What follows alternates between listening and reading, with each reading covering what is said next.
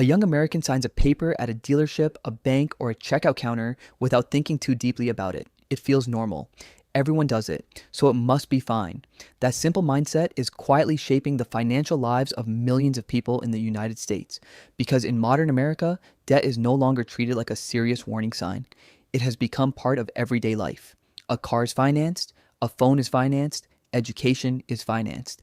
Even small purchases can now be split into monthly payments. And slowly, this changes how people think about money itself. Instead of asking, can I afford this? The question becomes, can I afford the monthly payment?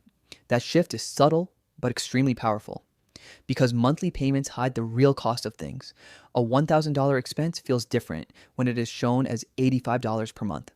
A $30,000 car feels different when it is framed as a manageable installment. But the total obligation does not disappear. It just becomes less visible in the moment.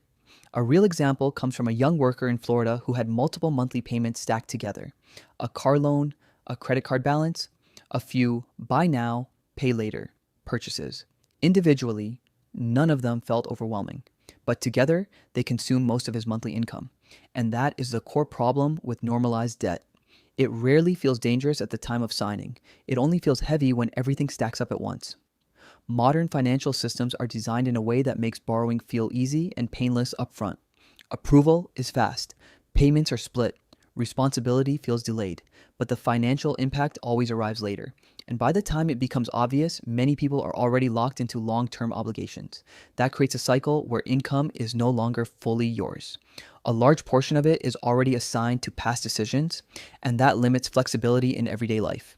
Even small emergencies can feel stressful when most of the paycheck is already committed. The deeper issue is not just borrowing. It is the normalization of borrowing for everything. When debt becomes normal, financial caution starts to feel unnecessary. But wealth building requires the opposite mindset. It requires slowing down instead of speeding up purchases. It requires thinking in total cost instead of monthly comfort. And it requires separating needs from financing options.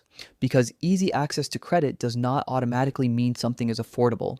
It only means it is available. And availability is not the same as financial safety.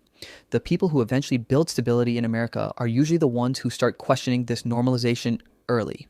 They begin to treat debt as a tool, not a default setting. And that small change in thinking often creates a major difference in long-term financial freedom.